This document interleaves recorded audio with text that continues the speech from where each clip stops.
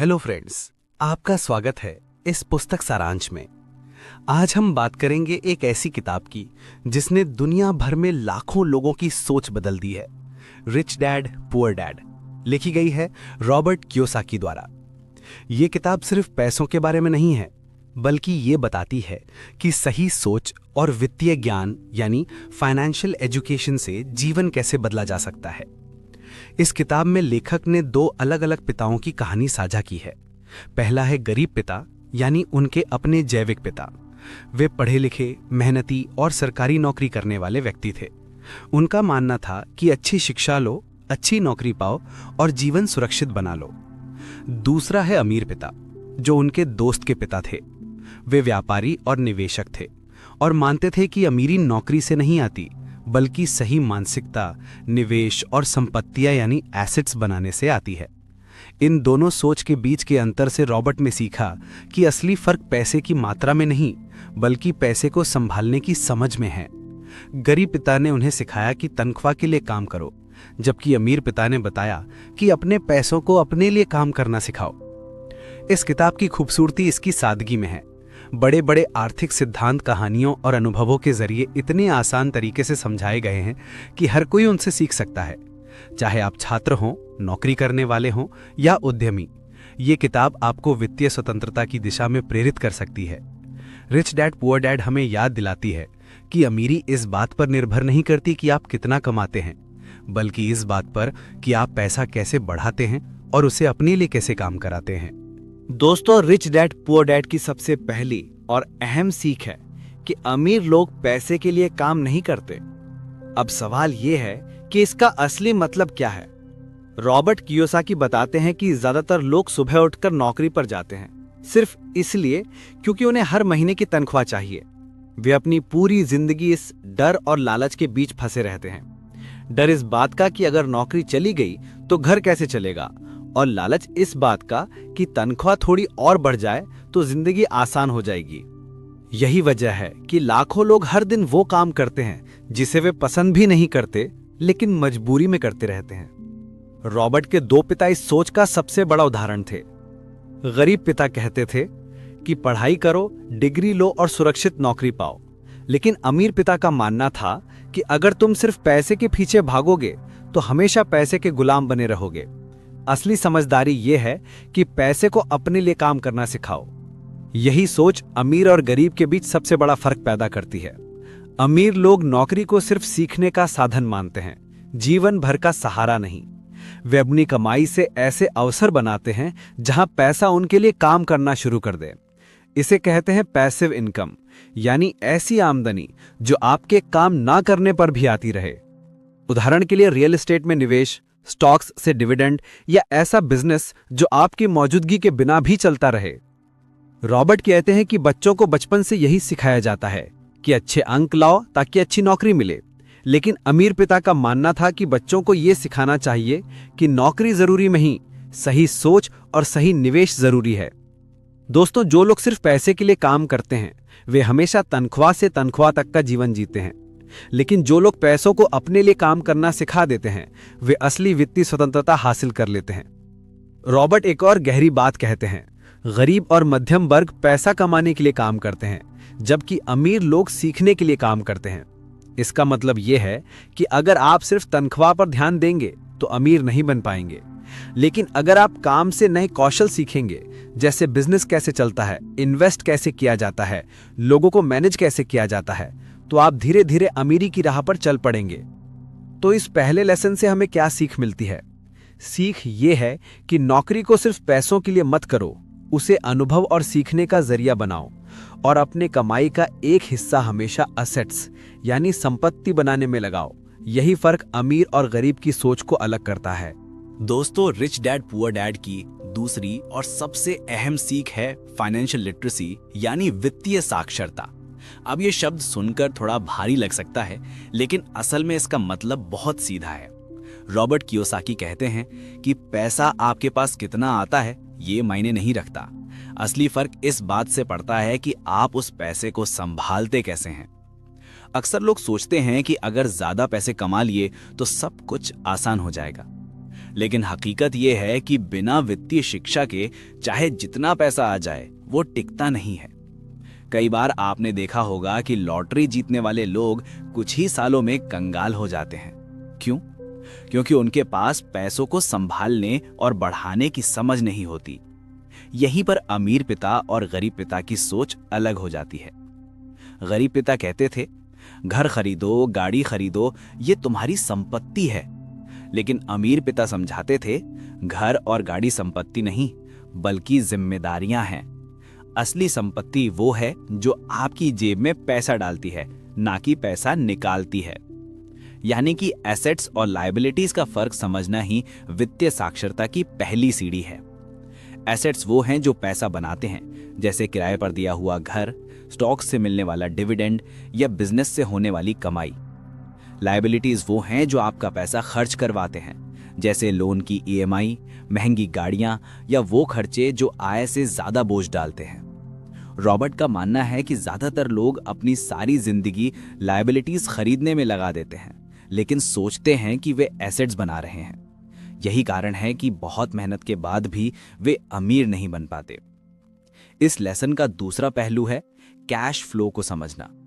अमीर लोग हमेशा अपने पैसों के आने और जाने पर ध्यान देते हैं। वे कोशिश करते हैं कि उनकी जेब में पैसा डालने वाले एसेट्स बढ़ते जाएं। गरीब और मध्यम वर्ग के लोग अपनी आय का ज्यादातर हिस्सा खर्चों और लोन चुकाने में निकाल देते हैं। नतीजा ये होता है कि तनख्वाह मिलने के कुछ ही दिनों में जेब फिर खाली हो जाती है। रॉबर्ट का साफ कहना है कि अगर आप अमीर बनना चाहते हैं तो सबसे पहले वित्तीय शिक्षा हासिल करनी होगी, और ये शिक्षा स्कूल या कॉलेज नहीं देते। ये आपको खुद सीखनी होगी, किताबों से, अनुभव से और असफलताओं से। अब सवाल उठता है, इसे लागू कैसे करें? बहुत आसान है। जब भी आप पैसा कमाएं, सबसे पहले सोचें कि उसका कुछ हिस्सा किस तरह से एसेट बनाने में लगाया जा सकता है। शुरुआत छोटी हो सकती है, जैसे थोड़े पैसे से म्यूचुअल फंड या शेयर खरीदना या कोई छोटा सा साइड बिजनेस शुरू करना। धीरे धीरे ये छोटे एसेट्स मिलकर आपके लिए बड़ी आमदनी का जरिया बन सकते हैं। तो दोस्तों, इस दूसरे लेसन से हमें ये सीख मिलती है कि अमीरी केवल ज्यादा पैसे कमाने में नहीं है, बल्कि इस बात में है कि आप अपने पैसों को कहां लगाते हैं। याद रखिए, एसेट्स खरीदो, लायबिलिटीज से बचो और पैसों के प्रवाह यानी कैश फ्लो को हमेशा पॉजिटिव रखो। यही वित्तीय साक्षरता का असली राज है। दोस्तों, इस किताब का तीसरा लेसन है माइंड योर ओन बिजनेस। पहली नजर में यह वाक्य थोड़ा अजीब लग सकता है, जैसे कि किसी को अपने काम से काम रखो कहा जा रहा हो। लेकिन रॉबर्ट कियोसाकी का मतलब इससे बिल्कुल अलग है। उनका कहना है कि ज्यादातर लोग अपनी पूरी जिंदगी दूसरों के बिजनेस के लिए काम करते हुए बिता देते हैं। अगर आप नौकरी कर रहे हैं तो आप अपने बॉस के बिजनेस को बड़ा बना रहे हैं। अगर आप बैंक को लोन की ईएमआई दे रहे हैं तो आप बैंक का बिजनेस चला रहे हैं। अगर आप क्रेडिट कार्ड कंपनियों को ब्याज चुका रहे हैं तो आप उनका बिजनेस मजबूत कर रहे हैं। यानी कि आप चाहे जितनी मेहनत कर लें, अगर अपना बिजनेस नहीं बनाएंगे तो हमेशा किसी और के सपनों को पूरा करने में ही लगे रहेंगे। अमीर पिता रॉबर्ट से हमेशा कहते थे, नौकरी करो, सीखो, अनुभव लो, लेकिन असली ध्यान अपने बिजनेस और अपने असेट्स बनाने पर दो। इसका मतलब यह नहीं कि हर किसी को जाकर कोई बड़ी कंपनी खोलनी चाहिए, बल्कि इसका मतलब यह है कि आपको धीरे धीरे अपनी आय के स्रोत खड़े करने चाहिए जो आपके नियंत्रण में हो। उदाहरण के लिए, अगर आप नौकरी कर रहे हैं तो साथ में शेयर मार्केट या म्यूचुअल फंड में निवेश करना भी शुरू करें। अगर आपके पास थोड़ी बचत है तो किराए पर देने के लिए छोटी सी प्रॉपर्टी खरीद सकते हैं, या फिर कोई छोटा सा साइड बिजनेस शुरू कर सकते हैं, जैसे ऑनलाइन स्टोर या डिजिटल प्रोडक्ट। याद रखें, जब तक आप दूसरों पर निर्भर रहेंगे तब तक आप सुरक्षित नहीं हैं। नौकरी छूटते ही आय रुक जाएगी, लेकिन अगर आपके पास अपने एसेट्स और अपना बिजनेस है तो पैसा लगातार आता रहेगा। यही फर्क है अमीर और गरीब की सोच में। रॉबर्ट एक और महत्वपूर्ण बात कहते हैं, अपना बिजनेस बनाने का मतलब ये नहीं कि आप तुरंत नौकरी छोड़ दें, बल्कि इसका मतलब ये है कि नौकरी करते हुए भी अपना असेट कॉलम मजबूत करें। यानी कि हर महीने अपनी कमाई का एक हिस्सा अलग रखिए और उसे निवेश में लगाइए। धीरे धीरे जब आपके असेट से मिलने वाली आय आपकी तनख्वाह से ज्यादा हो जाएगी, तब आप सचमुच वित्तीय स्वतंत्रता हासिल कर लेंगे। इस लेसन की खूबसूरती यह है कि यह हमें सिखाता है कि जिम्मेदारी दूसरों के बिजनेस को सफल बनाने से ज्यादा अपने सपनों को पूरा करने की है। तो दोस्तों, तीसरे लेसन से हमें यही सीख मिलती है कि सिर्फ नौकरी पर निर्भर मत रहो। चाहे छोटे स्तर से शुरू करो, लेकिन अपने एसेट्स और अपने बिजनेस की नींव जरूर रखो। दोस्तों, इस किताब का चौथा लेसन है टैक्स और कॉरपोरेशन की ताकत को समझना। हम सब जानते हैं कि नौकरी पेशा लोगों की तनख्वाह से सबसे पहले टैक्स काट लिया जाता है, यानी पैसा हमारे हाथ में आने से पहले ही सरकार अपना हिस्सा ले लेती है। लेकिन क्या आपने कभी सोचा है कि अमीर लोग अपने टैक्स का बोझ इतना आसानी से क्यों कम कर पाते हैं? यही है कॉरपोरेशन की ताकत। रॉबर्ट कियोसाकी बताते हैं कि अमीर लोग टैक्स से बचने के लिए कानून का इस्तेमाल करते हैं। वे गैर कानूनी तरीके से चोरी नहीं करते, बल्कि सही सिस्टम का फायदा उठाते हैं। कैसे? क्योंकि वे अपनी आमदनी कंपनी या कॉरपोरेशन के नाम से कमाते हैं, ना कि सिर्फ व्यक्तिगत तौर पर। यहां फर्क समझना जरूरी है। नौकरी पेशा व्यक्ति की आय पर सबसे पहले टैक्स कटता है, फिर बचा हुआ पैसा खर्च किया जाता है। अमीर व्यक्ति यानी कॉरपोरेशन की आमदनी पर सबसे पहले खर्च होता है, फिर बचा हुआ पैसा टैक्स के लिए दिखाया जाता है। उदाहरण के लिए, अगर किसी कंपनी को 1 लाख रुपए की आमदनी हुई है, तो वे पहले उसमें से बिजनेस खर्च, गाड़ी का खर्च, यात्राओं का खर्च और कई सुविधाएं दिखा सकती है। टैक्स सिर्फ उस रकम पर लगेगा जो इन खर्चों के बाद बची होगी। यानी कि कॉरपोरेशन आपको कानूनी रूप से टैक्स से बचने और अपनी संपत्ति बढ़ाने का रास्ता देती है। गरीब और मध्यम वर्ग के लोग ये बात नहीं जानते। वे हमेशा ज्यादा तनख्वाह, ज्यादा ओवरटाइम या ज्यादा बोनस की सोच में रहते हैं। लेकिन जितना ज्यादा पैसा आएगा, उतना ज्यादा टैक्स भी देना होगा। दूसरी तरफ अमीर लोग अपने असेट्स और कॉरपोरेशन की ताकत से टैक्स का बोझ कम कर लेते हैं और उसी बचत को फिर से नए निवेशों में लगाते हैं। रॉबर्ट कहते हैं कि टैक्स की असली कहानी भी दिलचस्प है। शुरुआत में टैक्स सिर्फ अमीरों से लिया जाता था, लेकिन समय के साथ ये गरीब और मध्यम वर्ग तक पहुंच गया। अमीरों ने अपने लिए कॉरपोरेशन का कवच बना लिया, जबकि बाकी लोग सीधे टैक्स के बोझ के नीचे दब गए। इस लेसन का संदेश साफ है कि अगर आप अमीर बनना चाहते हैं तो टैक्स और कानून की बुनियादी समझ जरूरी है। आपको ये सीखना होगा कि कैसे कंपनियों और निवेश के जरिए अपनी आय को सुरक्षित किया जाए। रिच डैड पुअर डैड का 5वां लेसन है द रिच इन्वेंट मनी। इसका अर्थ बहुत सीधा है। अमीर लोग अवसर पैदा करते हैं और पैसा बनाने के नए तरीके खोजते हैं, जबकि गरीब और मध्यम वर्ग अक्सर सिर्फ मौजूदा अवसरों का इंतजार करते हैं। रॉबर्ट कियोसाकी बताते हैं कि ज्यादातर लोग सोचते हैं पैसा तभी मिलेगा जब कोई नौकरी देगा या कोई मौका आएगा, लेकिन अमीर लोग ऐसा नहीं करते। वे खुद अवसर खोजते हैं, जोखिम उठाते हैं और अपने ज्ञान और नेटवर्क का इस्तेमाल करके पैसा बनाते हैं। उदाहरण के लिए, कोई अमीर व्यक्ति देखता है कि किसी जगह प्रॉपर्टी का मूल्य बढ़ने वाला है, वो वहां निवेश करता है और बाद में उसे लाभ में बेच देता है। कोई दूसरा स्टार्टअप की आइडिया को समझता है और छोटे निवेश से बड़ा बिजनेस बनाता है। यहां सबसे अहम बात है फाइनेंशियल इंटेलिजेंस। अमीर लोग पैसे के खेल को समझते हैं। उन्हें पता होता है कि किस मौके में निवेश करना चाहिए, किस में जोखिम कम है और कैसे पैसा उनके लिए लगातार काम करे। रॉबर्ट कहते हैं कि गरीब और मध्यम वर्ग अक्सर डर के कारण अवसर को खो देते हैं। उन्हें डर है कि पैसा खो जाएगा या नुकसान हो सकता है, लेकिन अमीर लोग डर को चुनौती में बदल देते हैं। वे सीखते हैं, रिसर्च करते हैं और कैलकुलेटेड रिस्क लेते हैं। एक और महत्वपूर्ण बिंदु है नेटवर्क और जानकारी का इस्तेमाल। अमीर लोग हमेशा नए लोगों से मिलते हैं, अनुभव साझा करते हैं और सीखते हैं। यही वजह है कि उन्हें नए मौके जल्दी मिलते हैं, जबकि बाकी लोग अकेले काम करते हैं और सिर्फ वही जानते हैं जो उन्होंने पहले से सीखा है। इस लेसन से हमें यह समझ आता है कि पैसा कमाने के लिए केवल मेहनत करना पर्याप्त नहीं है। सोच, रणनीति और मौके को पहचानने की क्षमता ही आपको अमीर बनाती है। रॉबर्ट कहते हैं कि अमीर लोग पैसे का निर्माण करते हैं। वे सिर्फ उसे खर्च नहीं करते, बल्कि नए मौके पैदा करके पैसा बढ़ाते हैं। दोस्तों, अब हम रिच डैड पुअर डैड की मुख्य सीखों का सार और उन्हें लागू करने के व्यावहारिक उपाय देखेंगे। सबसे पहले की टेकअवेज। नंबर 1, पैसे के लिए काम मत करो, पैसे को अपने लिए काम करवाओ। अमीर लोग नौकरी के लिए नहीं बल्कि अवसर और सीखने के लिए काम करते हैं। नंबर 2, फाइनेंशियल लिटरेसी यानी वित्तीय साक्षरता सबसे बड़ी ताकत है।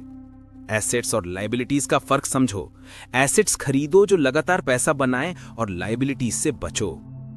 नंबर 3, अपना खुद का बिजनेस और आय के स्रोत बनाओ। सिर्फ नौकरी पर निर्भर मत रहो, साइड बिजनेस, निवेश या प्रॉपर्टी के माध्यम से पैसिव इनकम बनाओ। नंबर 4, कॉरपोरेशन और टैक्स की ताकत का सही इस्तेमाल। सही निवेश और कॉरपोरेट स्ट्रक्चर के जरिए टैक्स का बोझ कम करें और पैसा बढ़ाएं।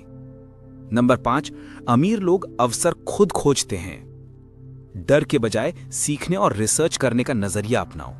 नए मौके पहचानो और कैलकुलेटेड रिस्क लो। नंबर 6, सीखने के लिए काम करो, सिर्फ पैसे के लिए नहीं। नौकरी, निवेश या बिजनेस, हर अनुभव से सीखो, कौशल और ज्ञान बढ़ाओ। यही भविष्य में आपकी सबसे बड़ी संपत्ति बनेगी। दोस्तों, अब बात करते हैं प्रैक्टिकल एक्शन स्टेप्स की, जिन्हें आप तुरंत अपने जीवन में लागू कर सकते हैं। नंबर 1, पर्सनल फाइनेंशियल स्टेटमेंट बनाएं। अपनी आय, खर्च और एसेट्स, लायबिलिटीज की पूरी सूची बनाएं। यह आपके वित्तीय स्वास्थ्य का पहला कदम है। नंबर 2, स्मॉल इन्वेस्टमेंट से शुरुआत करें, जैसे म्यूचुअल फंड, शेयर या छोटी प्रॉपर्टी। धीरे धीरे सीखते हुए अपने एसेट्स बढ़ाएं। नंबर 3, फाइनेंशियल एजुकेशन पर ध्यान दें। किताबें पढ़ें, सेमिनार अटेंड करें, मेंटर से सीखें। हर दिन नया ज्ञान आपको अमीर बनने के करीब ले जाता है। नंबर 4, इनकम स्ट्रीम्स बढ़ाएं। साइड बिजनेस शुरू करें, पैसिव इनकम के अवसर तलाशें। कभी भी सिर्फ तनख्वाह पर निर्भर मत रहें। नंबर 5, रिस्क को समझें और कैलकुलेट करें। हर निवेश या बिजनेस निर्णय में रिसर्च करें और रिस्क को कम करने के उपाय अपनाएं। नंबर 6, मनी माइंडसेट बदलें। पैसे को देखने का तरीका बदलें। पैसे को बचाने और बढ़ाने की सोच रखें, खर्च करने की नहीं। दोस्तों, इन की टेकअवेज और एक्शन स्टेप्स को अपनाकर आप धीरे धीरे अमीर पिता की सोच अपना सकते हैं। याद रखिए, अमीरी केवल ज्यादा कमाने में नहीं बल्कि पैसे को सही तरीके से समझने, संभालने और बढ़ाने में है। तो ये थी रिच डैड पुअर डैड की पूरी सारांश वीडियो स्क्रिप्ट। अगर आप इन लेसन्स को अपनी जिंदगी में अपनाएंगे तो आप भी फाइनेंशियल फ्रीडम की दिशा में कदम बढ़ा सकते हैं। तो दोस्तों, ये थी रिच डैड पुअर डैड की मुख्य सीखें और उन पर अमल करने के व्यवहारिक उपाय।